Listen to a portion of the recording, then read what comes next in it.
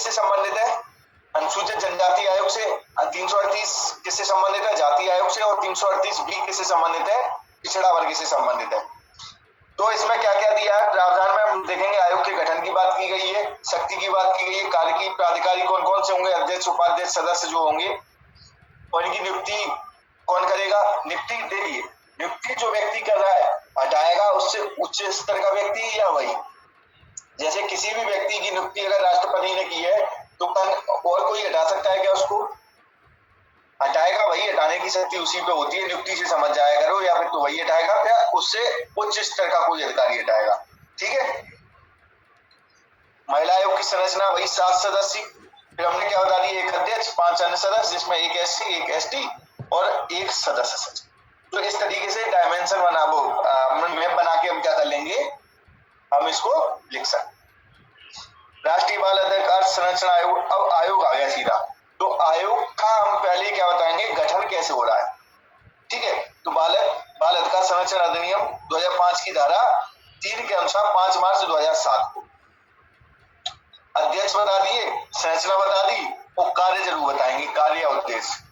तो क्या बालकों के अधिकार का संरक्षण करना इसका उद्देश्य है, उसी के संबंध में वो अनेक कार्य करता है, ये जरूर बताएंगे कार्य या उद्देश्य। ठीक है। ये सब चीज बताएंगे। गठन से शुरुआत करेंगे अगर कोई आयोग आता है। ठीक है, क्लियर है। चलिए, राष्ट्रीय उपभोक्ता विवाद निवारण आयोग, उसको भी ऐसे ही लिखिए। अभी उपभोक्ता संरक्षण अधिनियम 1986 के तहत गठित है।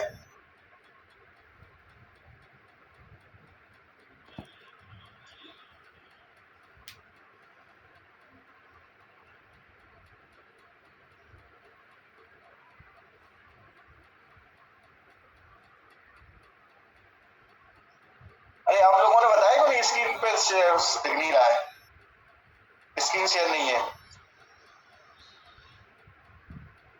चलिए, इतनी देर से मेरा भी ध्यान नहीं गया। चलो, गठन तिथि क्या है इसकी, 1988 है। देखो अब फिर से देख लेते हैं। संरचना वगैरह आएगी तो कैसे, संरचना में हम क्या कैसे लिखेंगे, इस प्रकार से लिखेंगे। राष्ट्रीय महिला आयोग की संरचना जो आएगी 7 सदस्यीय, एक अध्यक्ष, 5 अन्य सदस्य और ये सदस्य। इस तरीके से डायमेंशन रखेंगे। ठीक है।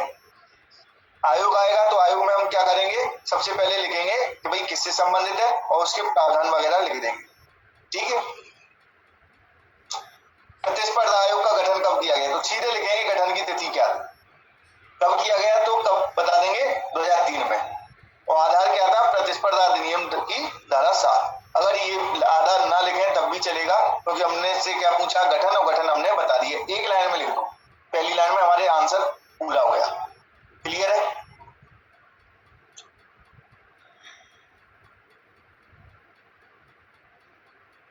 अब हमारे 7 मार्क शुरू हो रहे हैं। तो राज्य महिला आयोग के कार्य, तो कार्य में मैंने बताया कि भाई अगर हम यहाँ पर ये भी लिख सकते, या फिर तो हमारे पास 2 तरीके हैं भूमिका में, या फिर तो भूमिका में हम क्या लिख सकते हैं, इसका परिचय दे दें, आयोग का गठन कैसे हुआ, और कार्य जब लिखें तो धारा यहाँ पर लिख दें। धारा यहाँ पर लिखी नहीं है, धारा जो भी हो XYZ। या फिर हम यहाँ पर ये भी लिख सकते हैं कि धारा से शुरू कर दें कि इस अधिनियम की धारा इसके अनुसार क्या है, कार्य क्या है, ये कार्य। तो भूमिका 2 तरीके से हम क्या लिख सकते हैं, कार्य, फिर हम धारा यहाँ लिखेंगे।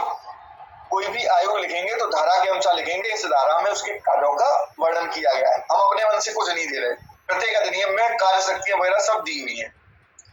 तो हम भूमिका में भी धारा के माध्यम से कार्य लिख सकते हैं कि कार्य जो है इस धारा में दिया हुआ है, या फिर परिचय दे दिया गठित का, और कार्य में हमने धारा बता दी, और फिर हमने कार्य क्या लिख दिए, महिलाओं के प्राप्त जो भी संवैधानिक और कानूनी अधिकारों की जो दिए गए हैं उनकी क्या करता है, समीक्षा करता है कि ये कहां तक लागू हुए हैं और इनमें क्या क्या कमियां और क्या इनमें सुधार किए जा सकते हैं।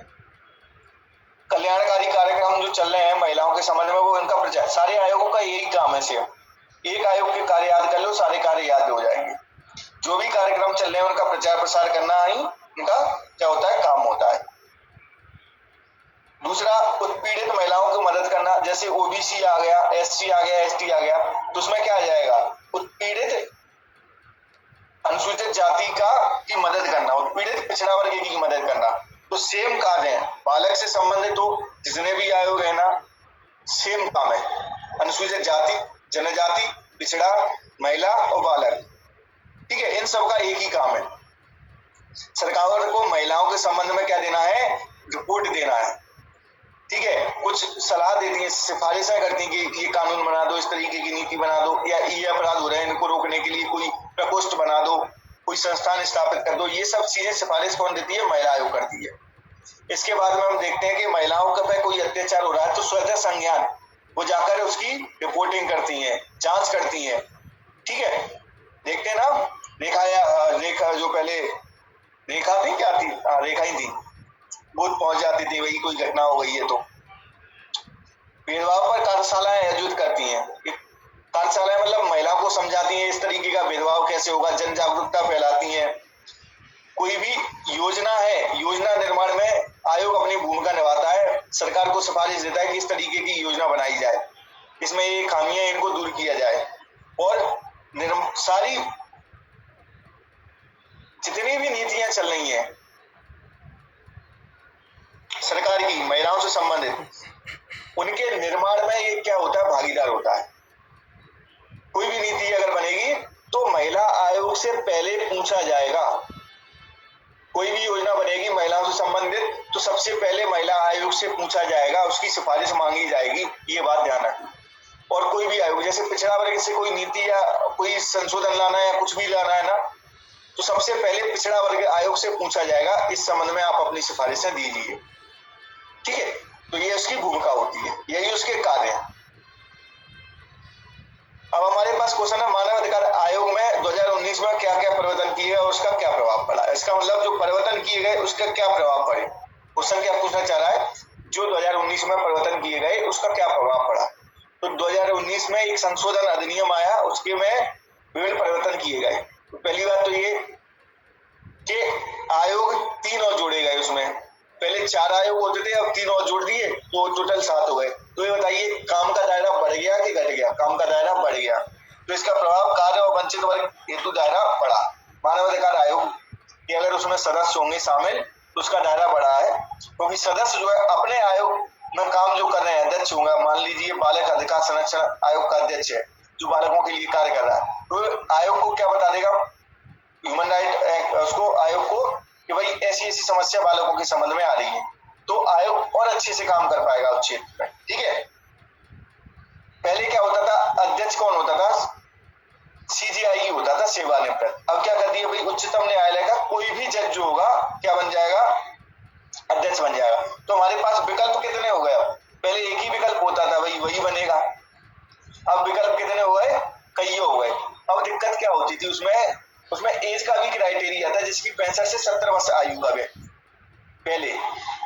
तो सीजीआई अगर नहीं बनना चाह रहा, अब सीजीआई को पकड़ के तो बना नहीं सकते, नहीं तुम्हें बनना पड़ेगा। सही बात कह रहा हूं क्या।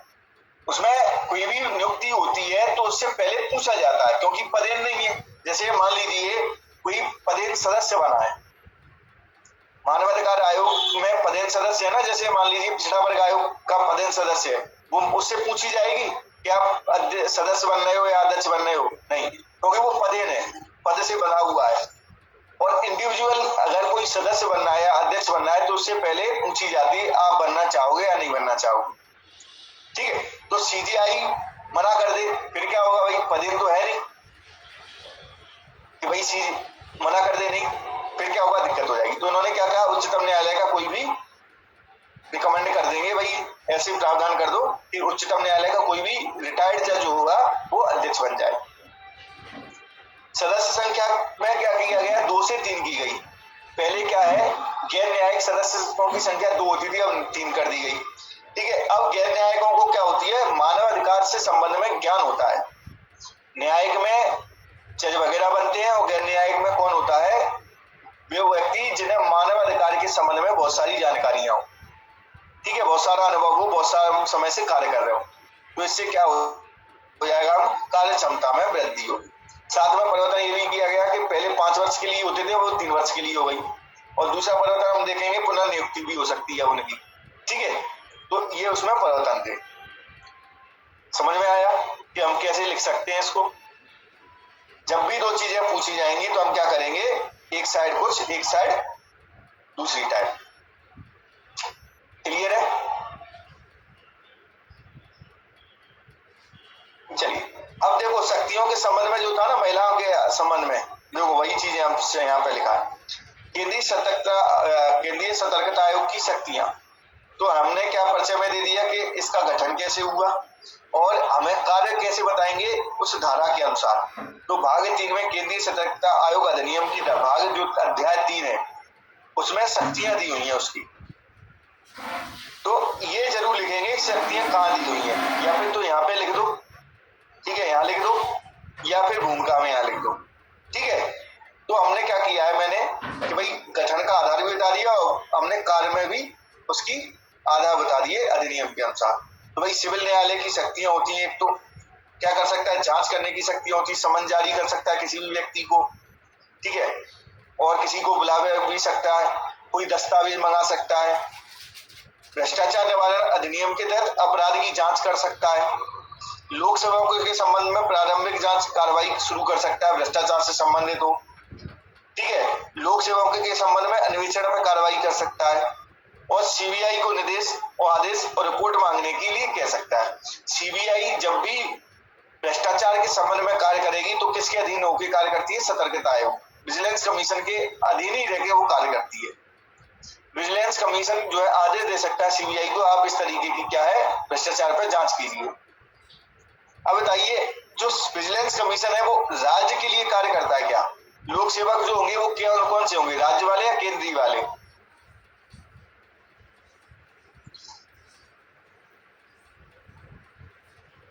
विजिलेंस कमीशन जो है केंद्र के लिए काम करता है, ठीक है, सेंट्रल, बिल्कुल।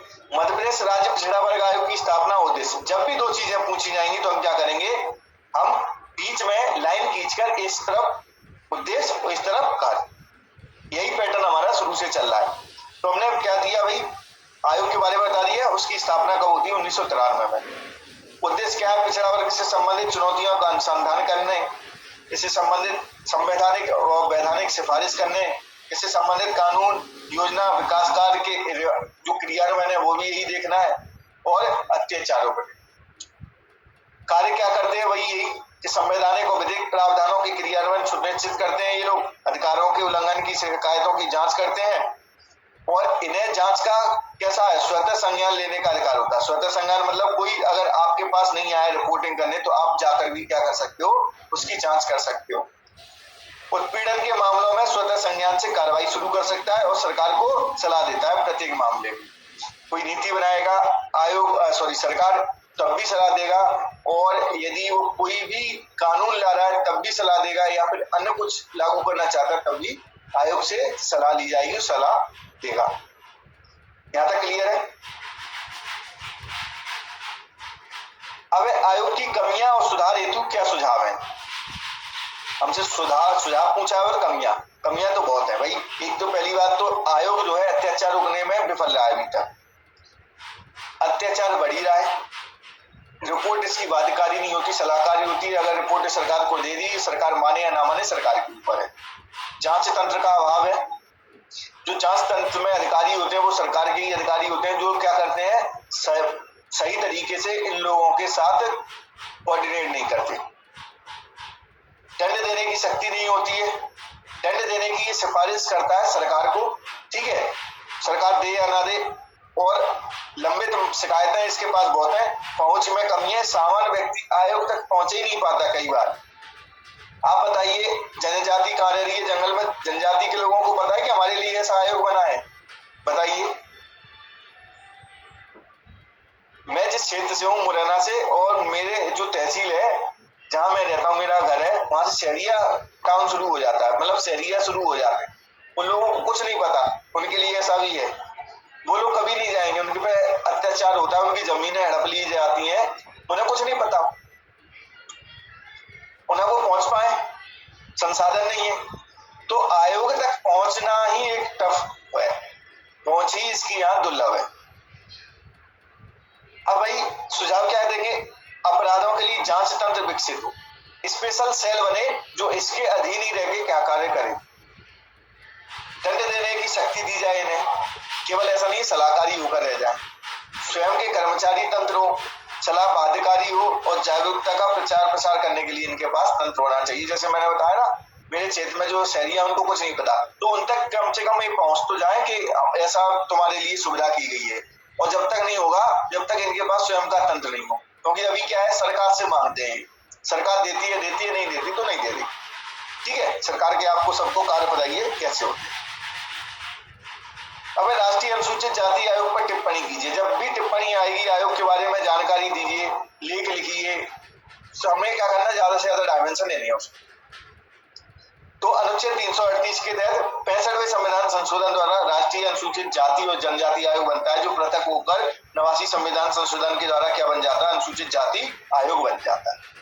अब हम इसमें गठन के उद्देश्य बताएंगे। सबसे पहले उद्देश्य इसलिए सबसे पहले बताएंगे कि प्रत्येक कार्य का उद्देश्य होता है, तभी हम शुरू करते हैं।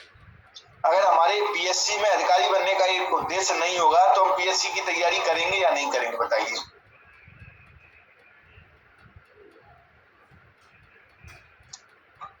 बताइए, करेंगे या नहीं करेंगे?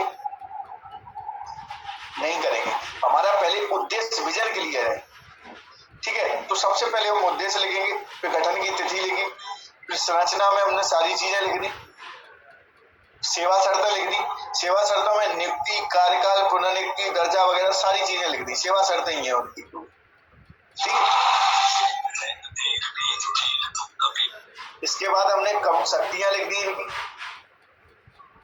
कार्य लिख दिए, कमियां लिख दी, सुझाव लिख दिए, और फिर हमने बता दिया इसकी उपलब्धि।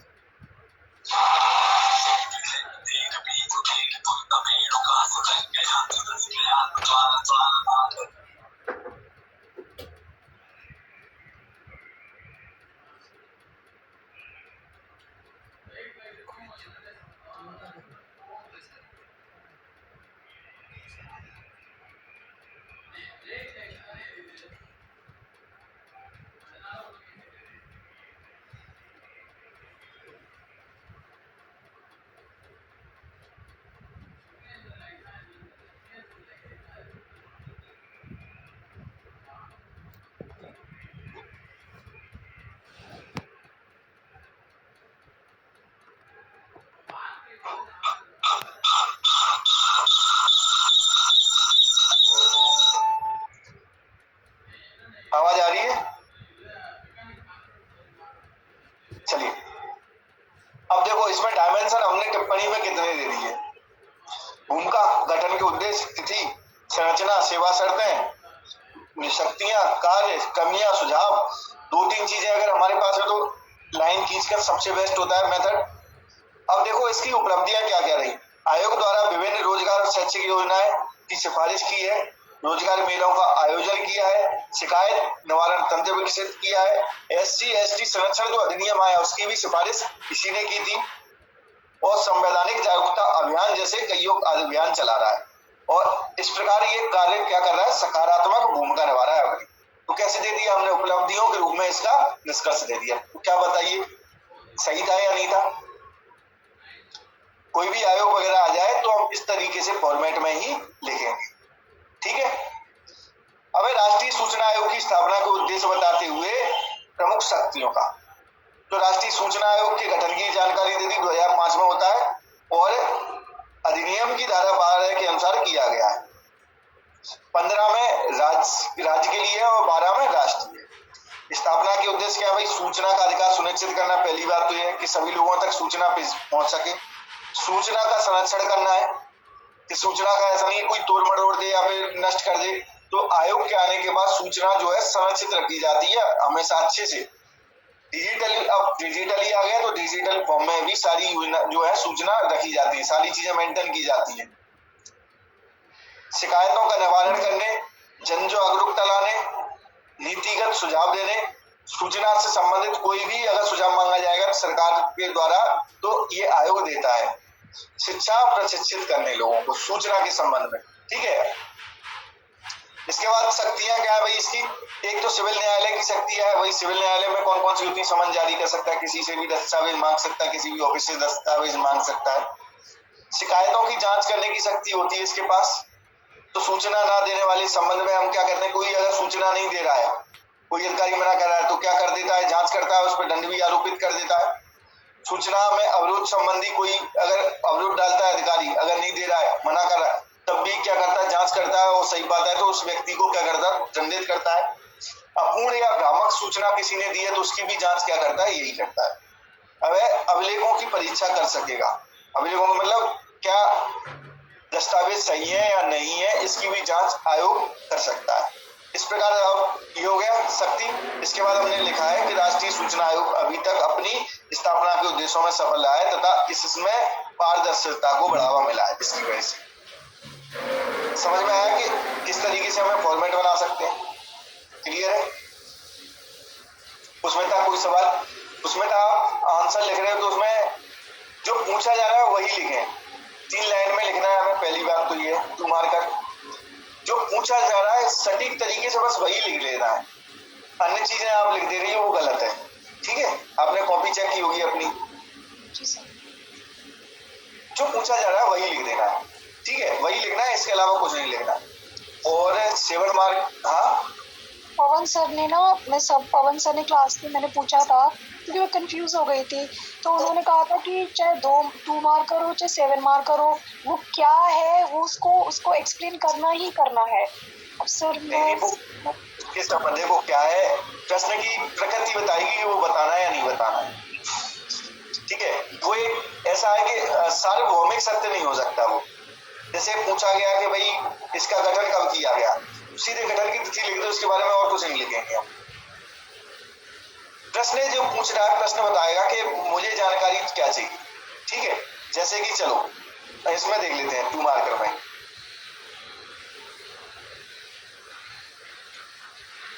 अब योग्यता पूछी है तो योग्यता हम सीधे लिख दे रहे हैं। ठीक है? योग्यता पूछी है तो हमने सीधे योग्यता लिख दी, ना कि आयोग के बारे में बताया। इसके बाद में नोडल मंत्रालय पूछा तो हमने सीधे नोडल मंत्रालय बता दिया और कुछ नहीं। आयोग के उद्देश्य पूछे तो सीधे उद्देश्य बता दिए। ठीक है? बस इतना हमारे कर लेना। क्लियर है? चलो आज की क्लास ऑफ करें। ठीक है, मिलते हैं फिर कल।